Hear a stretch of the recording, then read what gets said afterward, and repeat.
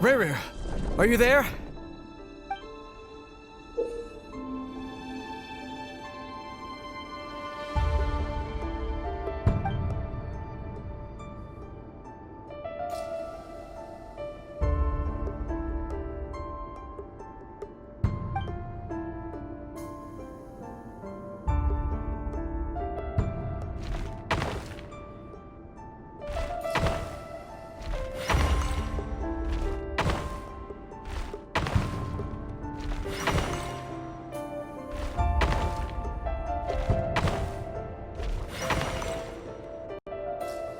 Hey, Rerir! Come out, it's urgent! Dane? What's wrong? Quick, come with me. I'll explain everything once we've met up with the others. Okay. I'll come. But the Lindis is still over at the Universitas. I'll need to leave her a note. All right then, but make it quick. I've never seen Dane so worked up before. Whatever this is, it must be big trouble.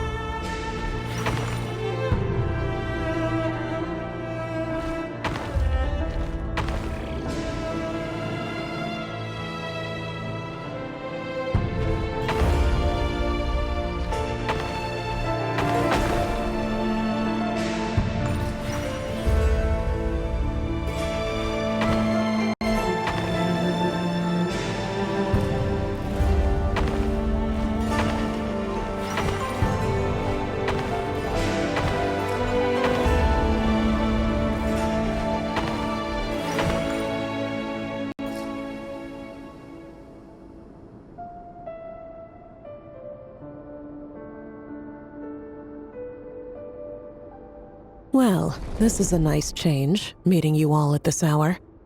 When men and women of ambition can speak face to face in broad daylight, I say that's a big step forward for our dear Conria. Don't be ridiculous. We do not fear the day.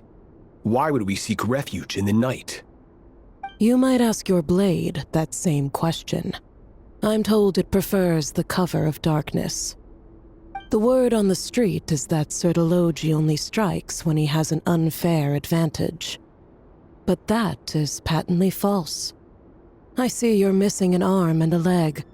Surely only a fair fight could explain that. If this is your way of offering me replacement limbs, believe me, I'll take them. Oh, we can certainly discuss that. With bioalchemy, anything is possible. Assuming I have your full support in my research.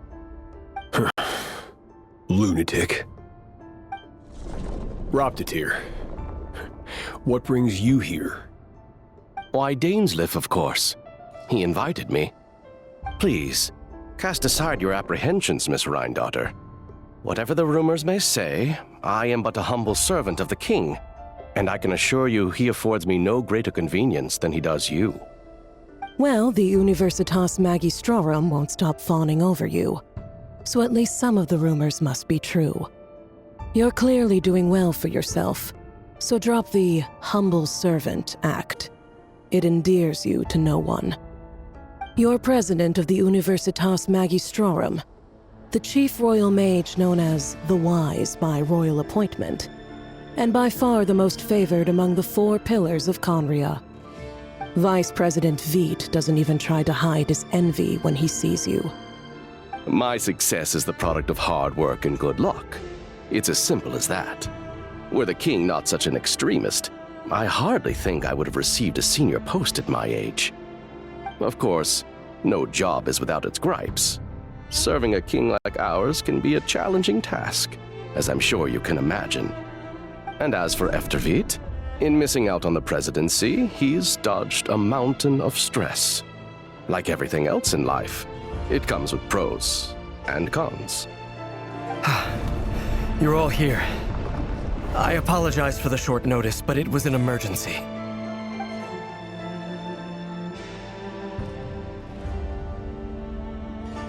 You must be Rerir. Mr. Sertologi. Yes, I handled your case file during your sentencing. Nothing personal, of course. I'm pleasantly surprised that you remember me. You're clearly a person of substance if you've been invited here. But Dainsleif, you'd better have a very good reason for convening this little gathering. It's my brother, Vedalfenir. After he spoke at the court this morning, the king was so infuriated by his words that he had him blinded in both eyes and thrown in prison. Vedalfenir in prison? Strange. I thought the king trusted him and Heroptatir more than anyone else in the world. Does this mean the king's circle of trust just got even smaller? It has nothing to do with trust. It's about what the king wants, which is as clear as day to anyone paying attention. I simply appease him, because it's in the best interests of the Universitas Magistrorum. And also because you're slimy. Vedalfenir, perhaps less so. But still, a visionless visionary? It rather inclines me to think that qualifications are not what get you ahead in Conria. Do you honestly think this is an important discussion to be having right now? Dane, what are you planning to do? Rescue Vedalfenir, I assume. Correct. It will mean storming the palace by force. Tonight. I need all of you on my side. That's far too dangerous. And don't forget, Dainsleif, you're captain of the Royal Guard. You swore an oath to the throne. You've been planning this for a while, haven't you? I have no desire to commit treason. But whatever critique the king may have of Vedalfenir, disfiguring your most loyal subject for putting the best interests of his court and nation first, this is not the conduct of a wise ruler. My blade will force the king to see the error of his ways. So, Vedalfenir's prophecy enraged the king. I'm sure it wasn't what he wanted to hear, but if he won't take counsel even from the visionary, that is deeply troubling news. The extent of His Majesty's madness is now all too clear. The question is, how does a man like me get out of this situation unscathed? You have noble ambitions, Dane, but I'm afraid they don't do much for a guy like me. I'm not interested in saving the world. All I want is a letter of pardon. A letter of pardon? For whom? Thelindis? The chances of the Venster King issuing a pardon for anyone connected to the Crimson Moon seem vanishingly slim.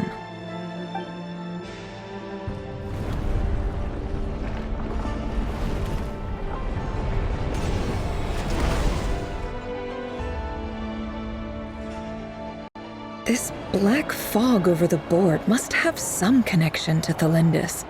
But why is it taking this form? Does it have something to do with Rerir's past? Another mystery I'll need to unravel.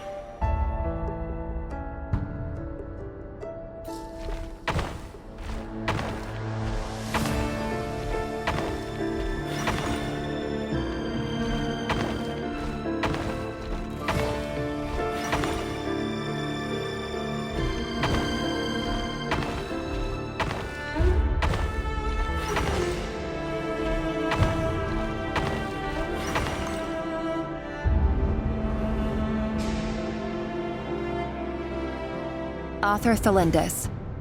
Over the course of this week, the research object was subjected to interference for a total of 60 hours for experimental purposes. The results are as follows. Research dating back to the Crimson Moon Dynasty has established 2 points regarding moon marrow. Firstly, its origins have something to do with a god's power. Secondly, it serves as a portal to an as-yet indeterminate location. Moon marrow can thus be defined as a spatial gateway. However, there are a number of hurdles to overcome before we can answer the question of where it leads to. To start with, opening the gateway requires a specific power source, which the relevant literature indicates. An enormous amount of power is then required to keep the gate open. Currently, the total power output of our instruments remains in the single digits. To make matters worse, I am now the only staff member remaining in the Moon Marrow lab. The Universitas Magistrorum recently decided to move most of its personnel into abyssal energy research, which has stymied all Crimson Moon-related projects. This is not a wise move. I have always maintained that placing all our hopes in a single source of power is risky, especially one as poorly understood as this. As well as making ourselves overly reliant on a single resource, we are neglecting other promising technologies. I apologize if this comes across as disrespectful. But as a Moon Marrow researcher, I desperately want to see the world beyond the gateway. If we really made it there one day, what would we find? And how would we go about taming the unknown? My imagination is endlessly fueled by questions such as these.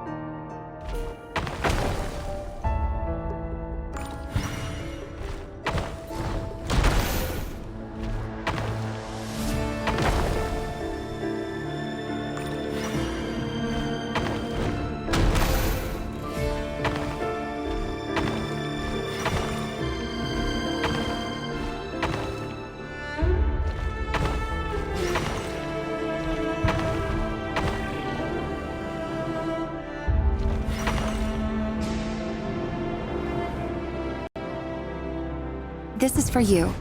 I heard you're gonna leave the city with your parents. Thelindis, did you hear about what happened? I've heard nothing. Rerir got back very late last Friday, and he was acting a little unusual, but he slept pretty well, so I'm guessing whatever he did was a good deed.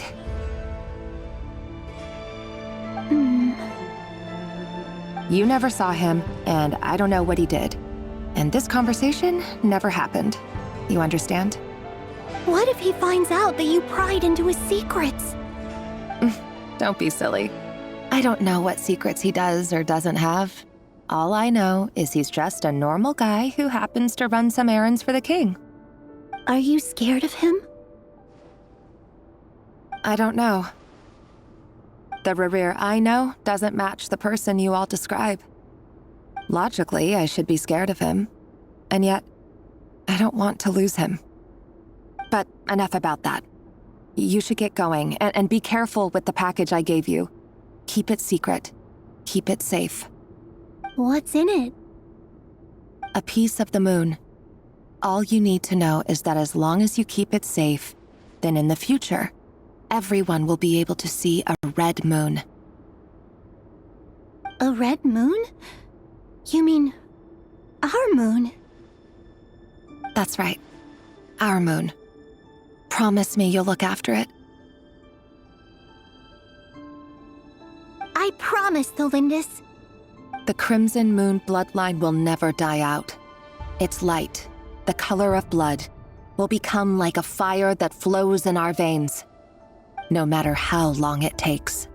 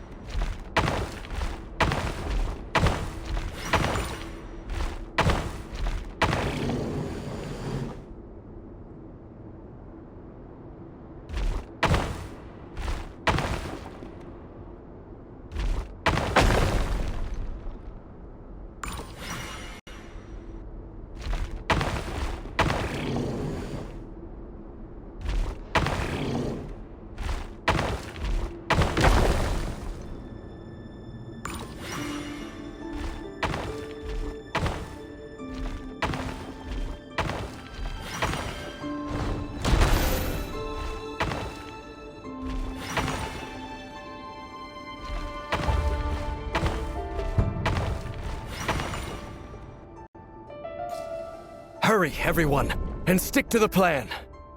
Sir Dainsleif, what are you? Is this treason? You know what happens to those who betray the throne. Please, don't do this! It is the king himself who has betrayed the throne. He has betrayed all of Conria. If you have any love left for justice in your heart, you should join me. It's showtime. Dane and his group will handle the troops in the palace. Then Hraptatir and Rheindotter will disarm the security measures. My job is to enter the prison and rescue Vedifalnir. Stay safe. Wish me luck. Look after my brother. Draw your blade. It is time for justice to prevail.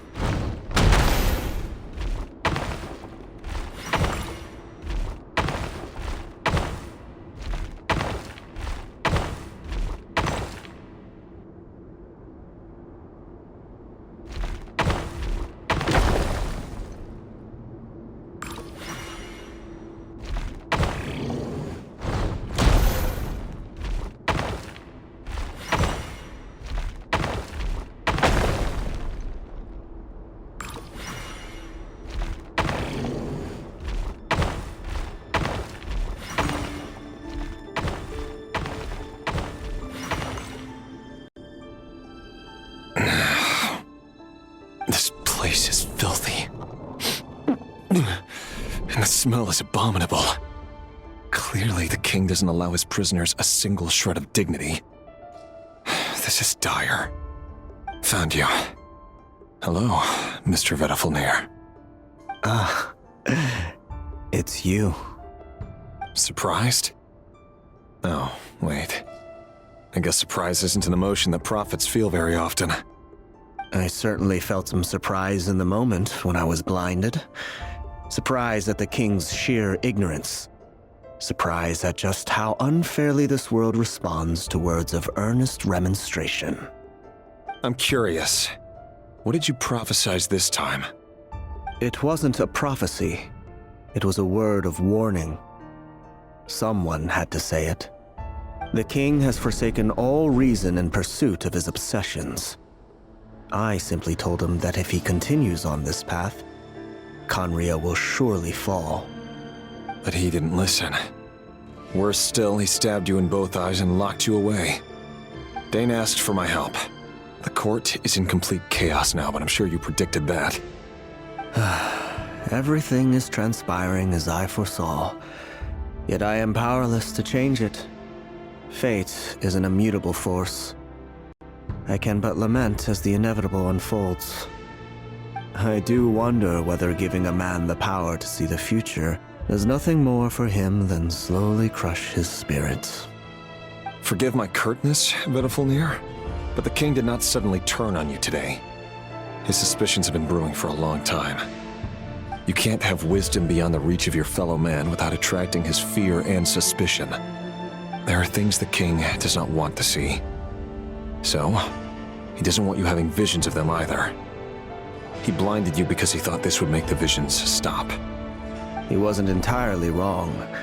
I did indeed lose my power to see the future. Right up until... Until what? Just now. I believe I saw something new.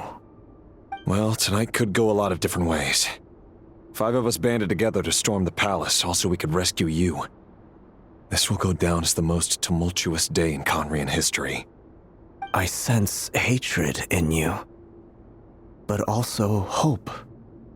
A desperate hope that with the tyrant deposed, that will be the end of the story. But this is not the end. It is the beginning of a new chapter in a whole new story. There are many men of honor and courage in this world, Rerir. But you are not one of them. You're not here for justice, are you? You're here for yourself. Is that a dagger? Interesting. Why not the polearm? It was always your weapon of choice. With your abilities, I don't doubt that you were able to recover some of your sight. But I also doubt that you want to make an enemy of me right now. Of course not. We're on the same side, aren't we? We could be. But I need you to be honest with me, Vedafilnir. At this point, you're my only hope for the future. You mean your future? With your beloved, Felindis? Yes. And I know there are bigger things at stake here. A dynasty, a nation, maybe the entire world. But forgive me, I care first and foremost about myself. I can't abandon the one I love to save myself. I just can't do it. But you see a broader picture of the future than I. You see the solutions to the biggest problems of our age. So tell me, what is my solution? What's the answer? In matters of fate, answers are either right or wrong. What will be and what will not. Maybe you are willing to pay a certain price in the pursuit of happiness, but unfortunately, fate does not negotiate. That is the cruelest thing about fate. It is unmoved by your sacrifices. That can't be true. I know it's your voice that I keep hearing in my head, urging me to see how the world is changing, to seek more power, so I can protect the things I love. You show me disaster, but you won't show me how to avoid it? Why? Why are you doing all this? My voice? In your head?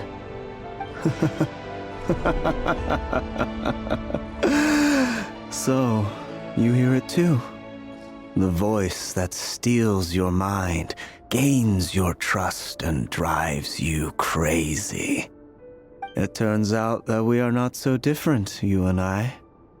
Vedifalnir just broke into the strangest smile I've ever seen in my life, as if he'd discovered some monumental secret. But then he suddenly switched to looking extremely weary. Very well then. My advice to you is as follows.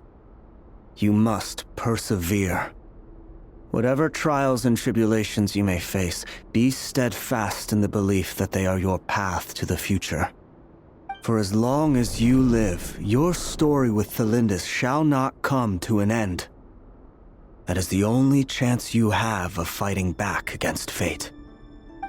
It is up to you whether you believe my words. Regardless, that is all I will say on the matter. I have no right to intervene any further. I will hold you to your word. Thank you for setting me free. In return, I will tell you one more thing that you cannot afford to ignore. Just then, a strange wave of energy rippled through the city. We had no idea what it could mean. If I were you, I would head to the Universitas Magistrorum. The Universitas? Oh no! I'm sure we'll be seeing each other again very soon, Rerir. Whatever Vedifalnir said, I didn't catch it. I didn't even help him out of the prison. There was no time to lose.